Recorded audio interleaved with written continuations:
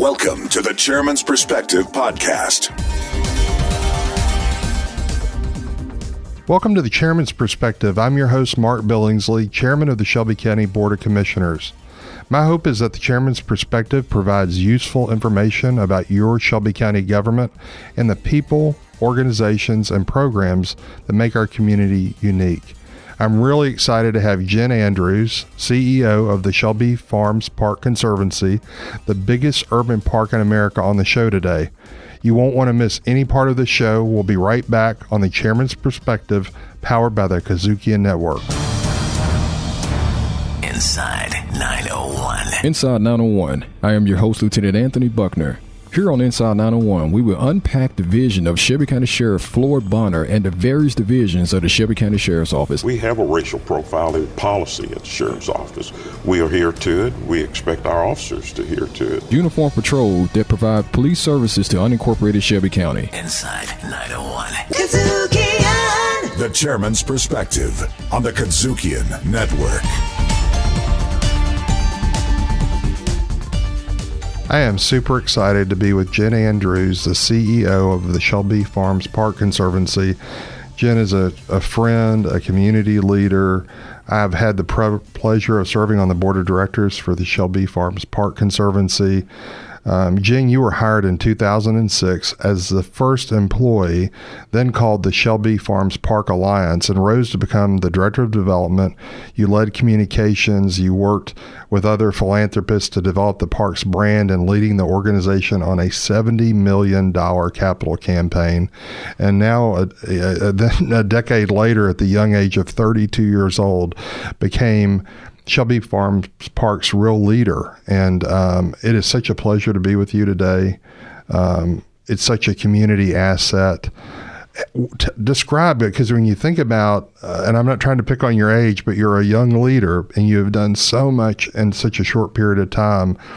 How has your personal growth developed as you've really grown through Shelby Farms? Well, you know, I took over at 32 years old as CEO, but I'm now at the ripe old age of 36. Oh, yeah. You know, I'm real seasoned. Old. You know, this is not the work I expected to do. Right. I took the job in 2006, 2 weeks after graduating from Rhodes College.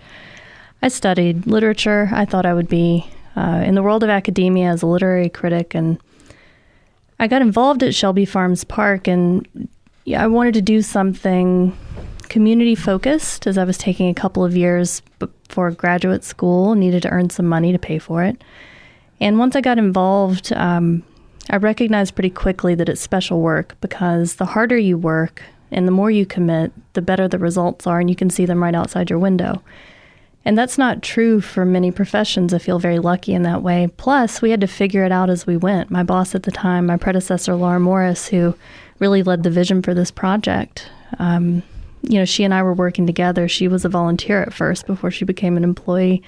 And if we needed a website, we had to figure out how you build a website. If we needed a brand plan, we had to figure out how you build a brand plan. When we needed to raise $70 million, we had to figure out how to do that. And I find that very motivating. I really love getting to have my hands in so many different projects and different elements of our business. I really, really love running the business.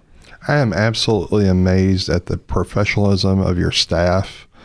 The leadership you show, the board members that are so committed at Shelby Farms Park, the philanthropists that have supported Barbara Hyde and so many other individuals.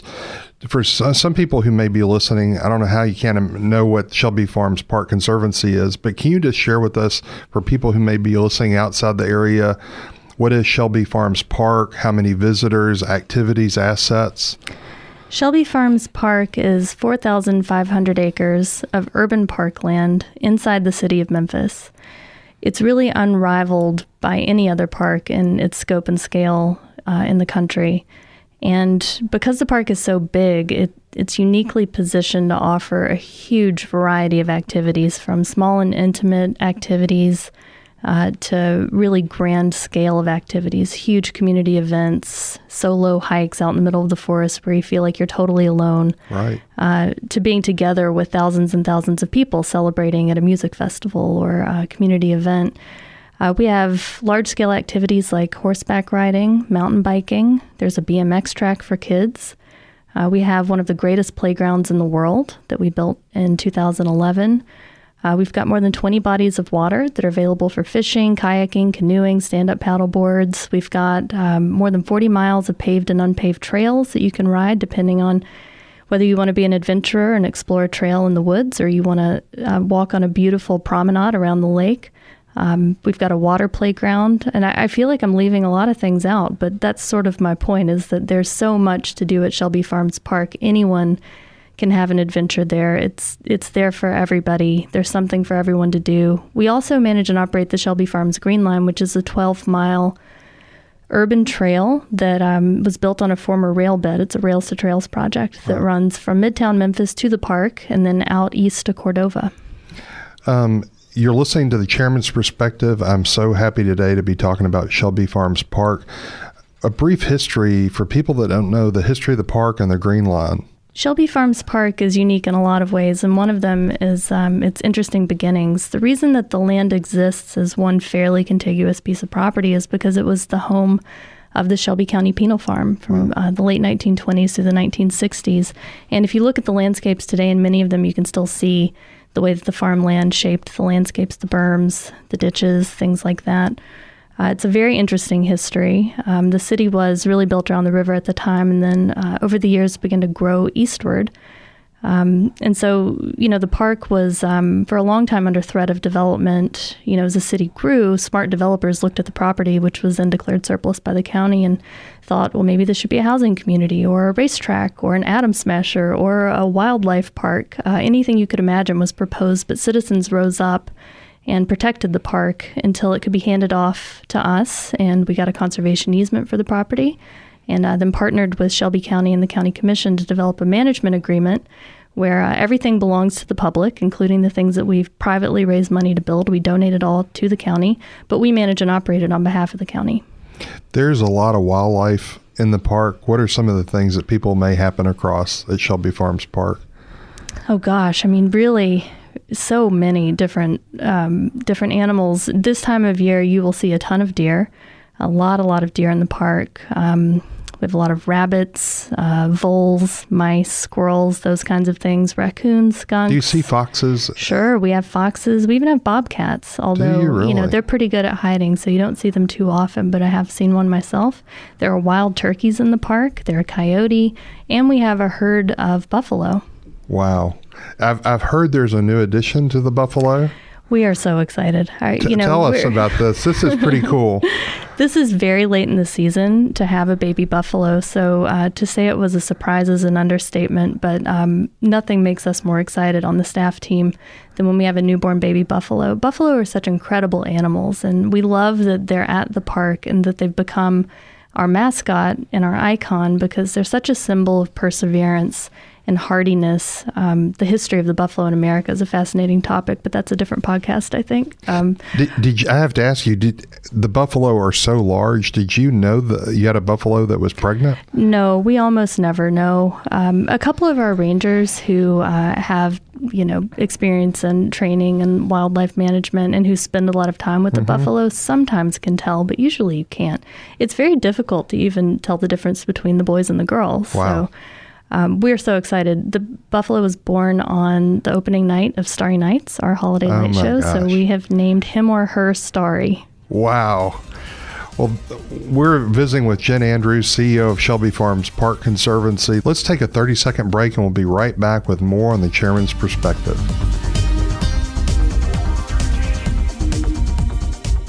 The Chairman's Perspective on the KUDZUKIAN Network. Hey, I'm Williams Brack, co-host of Grind Set.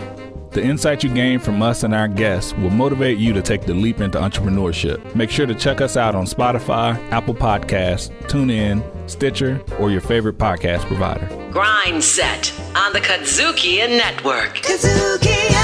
I'm Mark Billingsley, host of the Chairman's Perspective, the current chairman of the Shelby County Board of Commissioners, and I'm super excited today to have Jen Andrews, the CEO of Shelby Farms Park, with us. We were just talking about a baby buffalo that was born in the park, and you've named it Starry. And if it's a girl, we'll spell it with an IE. And if it's a boy, we'll spell it with a Y, I guess. That is so great. So, for anybody in Shelby County who's been to the park, you instantly, I think my blood pressure goes down as I drive into the park. And I've got other friends that enjoy the water features. I've had friends that have done the Go Ape, where you go across the, what is that? Yeah, it's a treetop adventure course. There are 6 different zip lines over the Pine Lake. And then there are obstacle courses all through the treetops of the pine forest. I've had other friends that have done yoga out there. I've had one friend that stands on her head doing yoga on top of a paddleboard. I've seen her. Which I cannot even imagine. So, Jen, it is an unbelievable community asset. But, you're the expert. What's the role that parks and public places happen for all of us? Why are they so critical for the infrastructure of our community? For a long time, people thought of parks as icing on the cake, as a luxury, an extra amenity to have in communities that could afford them. Smart cities all across the country for years have been recognizing that parks and public space are a critical aspect of infrastructure, and that you should think of parks and public space as infrastructure when you're city building. Parks create more livable communities. If you polled a room of people and asked them, would you like to live next to a park? Everyone would raise their hand. Great cities have great parks. It's just that simple. And that's part of the reason that we worked on Shelby Farms Park. And parks help build economic development. Parks help big companies, like some of the local ones we have, attract and retain talent. People want to live in communities where you have great parks. They also make communities healthier. If you live near a park, you're far more likely to walk or run or exercise in that park and spend time in nature. But the thing that gets me most excited about public parks is their ability to build a sense of equity in communities. I think they're such an important part of building social bonds. People spending time for free and as equals in places that they own together, I think is so critical, especially now. You hit on a really good point. I think if you go to Shelby Farms Park, you see such great diversity. You see intergenerational relationships. You see really young people. You see senior citizens. You see people of all colors, creeds, religions around the park. I think the environment has almost like a bonding factor for all of us. And it really doesn't seem to matter. I'm a little heavier set these days. It doesn't matter if you're a little heavier set or if you're skinny and the person that can run 30 miles, or you're just the person that can only walk halfway around the lake.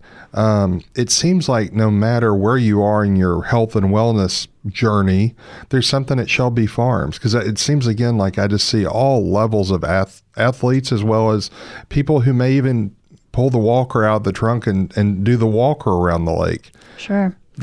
Well, physical health is important, of course, but when we talk about health and wellness, we're also talking about environmental health, and we're also talking about mental and emotional health. Yes. Time spent in nature is really important. Parks are not just for exercise and recreation, they're for community. And I think one of the most special things about a place like Shelby Farms Park is that it brings everyone together for a diverse group of reasons, people coming to do many different kinds of things, who are in many different places in their lives. There's so many things now that divide us, economically, Absolutely. Racially, socially, politically. Absolutely. And parks are all about pulling us all back together to spend time in the same place, which is so rare. And I think that builds a deeper sense of humanity, a deeper sense of empathy, and that's really important part of building strong cities. You're listening to the Chairman's Perspective on the KUDZUKIAN Network. I'm with Jen Andrews, CEO of the Shelby Farms Park Conservancy. Jen, what a journey you've actually experienced as an employee, a leader at Shelby Farms Park. What's the vision for the future of the park? Our vision for Shelby Farms Park is to give rise to a celebrated 21st century park that defines and shapes a great city. And that's a big, bold vision. And we set that vision in 2007, and it's still the vision that we have today. We have a master plan for the park that was developed through a public process, and we spent more than a year talking to the public, doing community outreach, To design that plan together, we engaged world-class landscape architects, James Corner Field Operations out of Manhattan. They also did the High Line in New York and a lot of other really incredible projects. So we have a world-class master plan that was developed through a deep public input process. So we have a collective vision from the community for the park. And it's a flexible plan. So, we just finished the first phase, which was about $70 million. And, as time goes on and funds become available, there's more that we want to do. A lot of the work ahead is about connectivity, trails, access, and ecosystem health. One of the things that I know as a Shelby County Commission, we want to see more people have access to the park. I know that continues to be a challenge. It's not really necessarily the responsibility of Shelby Farms Park, but it's the role of government leaders like myself to get more access to the park. One thing we've not talked about is virtually everything at the park is free. Yeah, and that's important to us. I'll give you an example. When we built the playground, which a playground isn't really even an adequate descriptor of that area. It's really amazing. Much more. It is more. That is straight expense for us. We raised the money to build it. It also costs us money every year to operate it, and it's not easy. But we never considered seriously charging people to come into the playground, because the reason that we built the playground was because we wanted every kid in Memphis to believe that they deserve public space of that caliber. We didn't want to discriminate through pricing so that it was only available to people that had the funds to come to the playground. That creates a challenge for, I think, the Conservancy and for the county. But when we formed this partnership years ago, we both committed to that. We both committed that these projects that we were going to build, these amenities we were going to create for our community, were going to create so much value that they would be worth the challenge of figuring out how to sustain them. We've got a great show going with Jen Andrews, CEO of Shelby Farms Park Conservancy. If you'll just hold on a minute, we're going to be right back on the Chairman's Perspective. The Chairman's Perspective on the KUDZUKIAN Network. Jazz, America's own original musical art form. When did it start? Who were and are some of the major players? How do you distinguish what kind of jazz you're listening to? We talk about the great and lesser-known artists, songs and tunes, the instruments, and the social impact jazz has had on world culture since its beginning at the start of the 20th century. Riffin' on jazz on the KUDZUKIAN Network. KUDZUKIAN! Hey, this is Jen Andrews, CEO of Shelby Farms Park Conservancy. And if you want to stay in the know with all things Shelby County, then check out The Chairman's Perspective with Chairman Mark Billingsley by downloading the KUDZUKIAN app in the App Store or Google Play.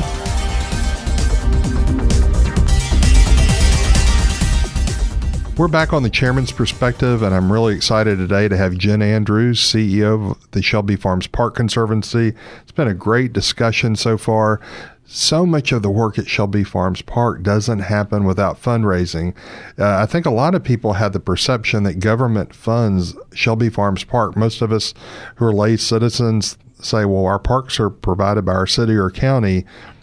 You and your staff and your board provide most of the funding. Can you tell us just a little bit about that? Sure.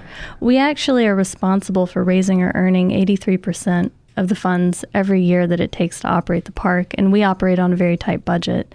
Our budget is a little over $5 million a year for 4,500 acres plus the 12 miles of the Green Line.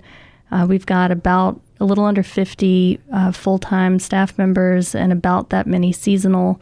It is a difficult balancing act to provide excellent visitor experience and excellent park services in a world-class park, but also to make sure that we can meet our budget every year. So that requires a tremendous amount of fundraising. We also, as part of our master plan, developed a robust earned revenue program because relying solely on fundraising for 83% of your budget is pretty tricky and, in my opinion, not a good business plan. Right. So our event center, for example, the FedEx Event Center at the park, if you have your wedding there or a corporate event, a corporate meeting, bar mitzvah, cocktail party, Sure. all the kinds of life events that you would go looking for another space to rent or lease. If you have those at Shelby Farms Park, all of that money goes right back to the program, to protecting, preserving, and enhancing Shelby Farms Park.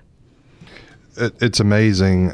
You also seasonally have some really cool things going on. My kids were asking me the other day about the Gleis skating rink. And so tell me what that is at the park.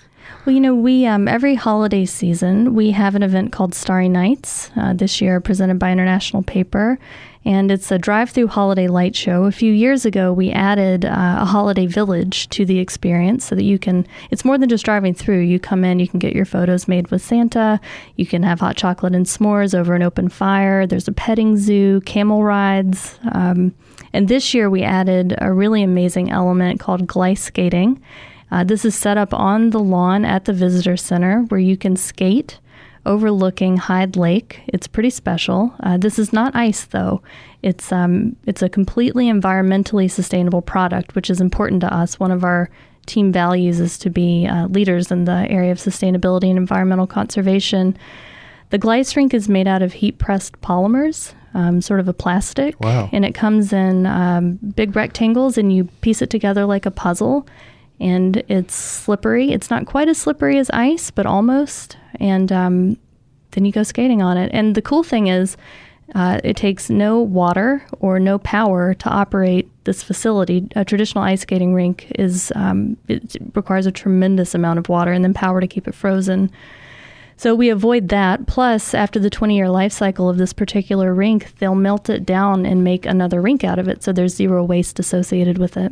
Well, I've seen pictures of it, and I think some of the news stations have gotten videos of it. And it truly, Jen, really looks like an ice rink. And when you see adults and children on it, it looks like they're ice skating. And their laughter and everything else appears like they are really skating on ice. It really does. And, we've had it open starting on noon most days, so you can actually come out to the park even if you're not at the show and skate. And I'll tell you, my office is at the visitor center, so this is really right in front of my office, and I've had so much fun watching people. You have entertainment all day long. It's always a great view, but particularly now. Tell me a little bit about, you've got the Buffalo Fun Run coming up. When is that, and what's that about? This is the Buffalo Run. It's on January 4th, so the last day of Starry Nights is on January 3rd. So we'll still have the light show up, and you're actually doing a run through the light show. And of course, we'll have some other fun activities associated with it. So just again, another way to give back to the park. Your registration fees for that run go right back to support Shelby Farms Park. You're listening to the Chairman's Perspective on the KUDZUKIAN Network. We were talking about the Buffalo Run. We've talked about Starry Nights. I have to assume, Jen, that people come from all over for Starry Nights. If you haven't experienced Starry Nights, can you just describe for someone who hasn't been before? I think with you and I, we've been through this so many times, but if you're not from this area or on the outskirts of Shelby County, what's it like when you arrive at Starry Nights? Well, if you come on a weekend night, you will arrive to a long line of cars. Okay. And if you're interested in avoiding that line, a lot of people just make it part of the experience. They Sure. put on the holiday music and they know that to expect that. But you can also purchase your ticket in advance and get in the back way in the park and skip the line. Oh, that's nice. So you can purchase your ticket through Ticketmaster. You can go to our website, shelbyfarmspark.org, and there's a link on the homepage that has all of this information in it. But when you show up, you'll drive your car to the event, and you can either buy a ticket and go through the drive-through light show, or you can go straight up to the Mistletoe Village to do your Gleis skating and have some hot chocolate and s'mores, and then go through the show. But it's more than a mile of lighted exhibits all through the park, and we change it up a little bit every year. It takes a tremendous amount of work from the park staff to pull off this event. It's got a lot of moving parts, literally and figuratively, and our park rangers are really critical in helping assemble it and put it up and take it down every year. And our retail team runs the Mistletoe Village, so we're really, really proud to produce this. It's become a Mid-South holiday tradition. People come every single year. And we're trying to make it better and better each year. Well, it's always different, and it's open now through January the 3rd. Just real quickly, we only have 2 minutes left, but 2 fabulous restaurant opportunities now at Shelby Farms. Quickly tell us about those. I've got to come out and enjoy lunch or dinner. Tell us about those. I am the best customer for sure, because these are at my park. But at the Visitor Center, we have a new location of Sheffy's. A lot of Okay. people will have been to Sheffy's before, either at High Point Terrace Sure. along the Green Line or their new location in Collierville. We knew that they would be perfect because they already serve our customers, people Absolutely. riding the Green Line. So I've really been enjoying getting my salads and sandwiches there during the Yeah. day. And then Coastal Fish Company at the FedEx Event Center on the edge of the lake, beautiful sunset views, excellent food, excellent service. I was just there night before last, and it was wonderful. So you can literally enjoy a glass of wine, enjoy a delicious meal overlooking Shelby Farms Park Lake. Yeah, never gets old. I can't beautiful. imagine. Any last minute thoughts? How we've got about a minute left. How can people get more information about Starry Nights, about renting a room, about enjoying dinner? What's the website? How do we get in touch? Our website is shelbyfarmspark.org. I'd also encourage you to follow us on Facebook and Instagram. We post lots and lots of information there. And of course, come see us at the Shelby Farms Park Visitor Center. And if you have the ability, make a gift. This is an important time of year for fundraising. It absolutely is. You've heard today that most of the support for Shelby Farms Park comes from their own fundraising. And even though it's an unbelievable public amenity, Shelby Farms Park actually raises the super majority of their budget. So at the holidays, don't forget Shelby Farms Park when you're making a gift. All of us enjoy Shelby Farms Park. It has been such a pleasure to be with you today, Jen. You've provided a wealth of information about Shelby Farms Park. Thank you for your work. Thank you for your passion. I want to thank all the staff, and we're going to be right back on the Chairman's Perspective. The Chairman's Perspective on the KUDZUKIAN Network. The KUDZUKIAN Network presents Cities Now with Carol Coletta. I'm Carol Coletta, host of Cities Now, a brand new show hosted here on the KUDZUKIAN Network.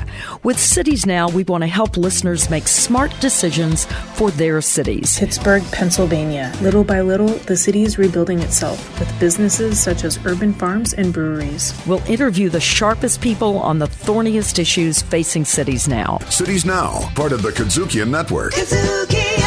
This was a powerful show today, and I hope this information gave you a better understanding of Shelby Farms Park Conservancy that's making a tremendous positive difference in Shelby County for all of us. Our Shelby County government is working day in and day out to address the challenges of public safety, healthcare, economic development, and education. Organizations like Shelby Farms Park Conservancy need our help, resources, and time. Please think about supporting Shelby Farms Park Conservancy this holiday season. I also want to send a very special thank you out to all of our Shelby County employees and elected officials. They are truly some of our country's best public servants. We've had a great show, and we continue to encourage you to continue to listen to the Chairman's Perspective and the Commission in Action 2.0 by downloading the KUDZUKIAN app or by visiting your favorite podcast provider. Until next time, I'm Chairman Mark Billingsley, and you've been listening to the Chairman's Perspective, powered by the KUDZUKIAN Network. We'll see you next time. The Chairman's Perspective Podcast. Executive producer Shelby County Commission's Chairman Mark Billingsley. Directed, produced, recorded, and distributed by KUDZUKIAN.